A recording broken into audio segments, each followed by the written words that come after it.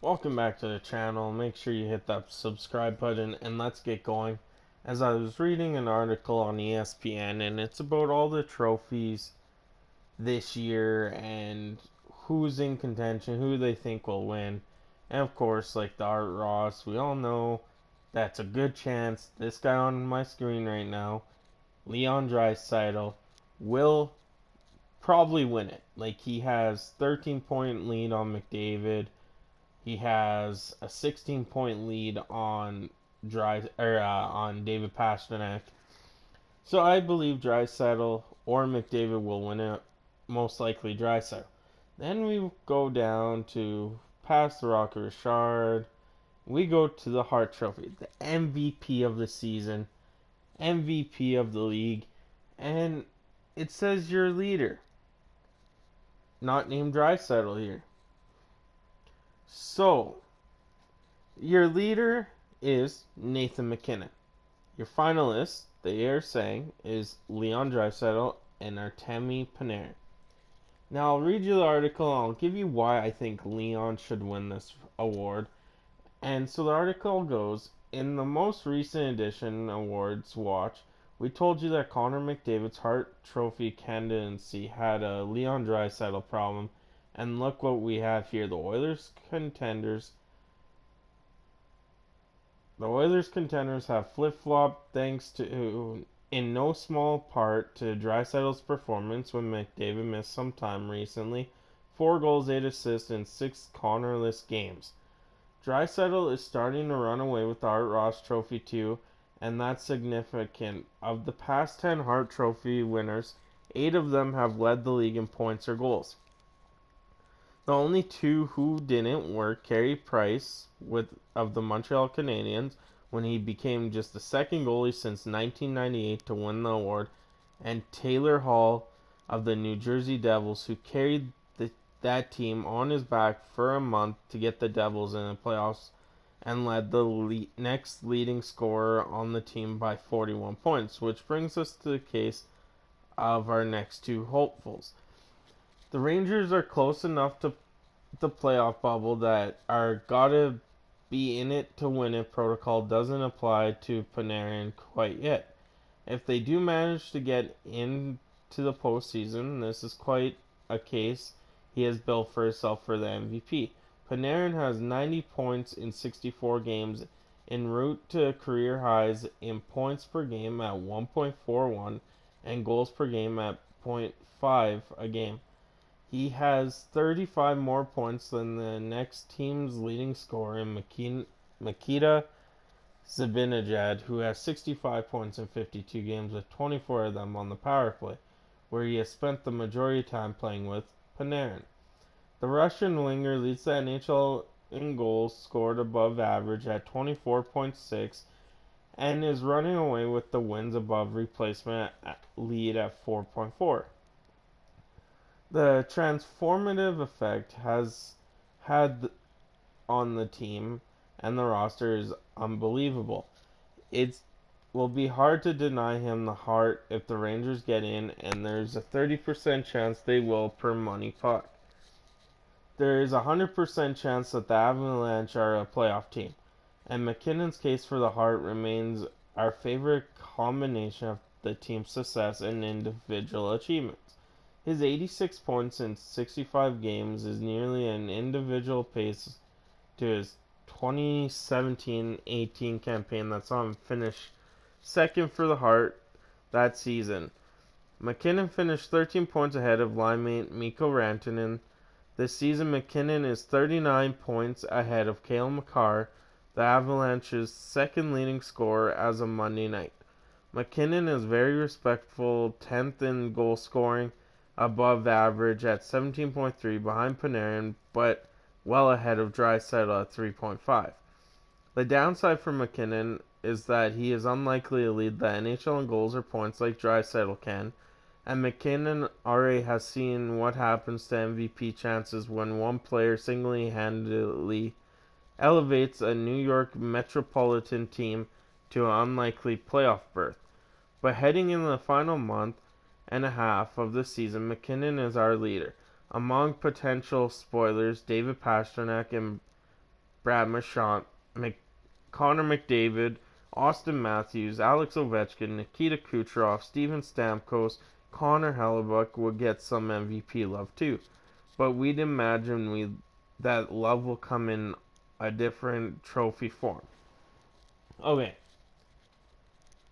I get where they're coming from with Panarin and MacKinnon. MacKinnon's points above. But you gotta look at the big picture. Yes, Leon Draisaitl might not have that 25 to 39 point range because look who we have. We arguably have the best two players in the NHL right now. McDavid's not going to score only 50 points a season. We all know that. So that's not going to happen in Edmonton where there's going to be a huge gap between first and second. There's going to be a huge gap between second and third, as we could see as Nuge has 60 some points and is 20 some behind McDavid. We'll see that, but we won't see that between Draisaitl and McDavid, and I think that's what they're missing. Also, Colorado was a playoff team last year. You look at MacKinnon, the team's still a playoff team with the emergence of Cale Makar. I'm not taking anything away from Colorado, but Makar has stepped it up. But think about where everyone would be if Rantanen was healthy all year. Landeskog was healthy all year. Kadri was healthy all year. That's the only reason MacKinnon has such a big lead over Makar. It's because Rantanen and Landeskog have not played all season. They've played half, I believe. They were hurt when they played Edmonton twice. So that really factors into it. Now you look at Panarin. Yeah, okay, might be helping. But is it really Panarin in New York that's really helping them? I don't think so. It's that their backup goalies after Lundqvist are doing a superb job. They did go out get Jacob Trouba. Trouba's doing a good job there too. So they did get rid of Brady Shea in the deadline, so I don't think they're all in for the playoffs. And I don't think Panarin actually has a good chance. I'm thinking it will come down to MacKinnon and Draisaitl. And my argument for Draisaitl is what happened last night? They won. It was a tight game. But they got 80 points with a month left in the season. All of last year and 2 years ago, they could only get 79 points, 78 points as a team. So they're past that. Draisaitl is one of many reasons that the Oilers are doing so well right now. They're second in the Pacific. Them and Las Vegas are pulling away from Calgary and Vancouver. And Arizona's just on a downhill spiral again ever since acquiring Taylor Hall. So that's my point right there is, yeah, you might say, oh, MacKinnon's a shoo-in, blah, blah, blah. But Draisaitl, without McDavid, think about this. They haven't played with each other since December 31st. Draisaitl, since December 31st, has a 1.84 points per game. That's unbelievable. McDavid has a 1.6, I believe he's in there, and Nugent Hopkins is in the 1.4. That's 3 out of the 5 leading points per game since that time. And they haven't been playing together since then.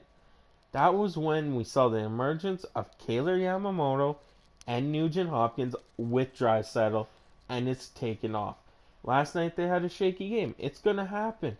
But this is what I'm saying is, yeah, MacKinnon's in this conversation, but they've been a playoff team for a couple years now. Draisaitl's leading the league in points, leading the league in assists. If you actually, there was a thing on Sportsnet last night. If you take just Draisaitl's assists, so 65 points, he leads 18 other teams' point scores. Think about that.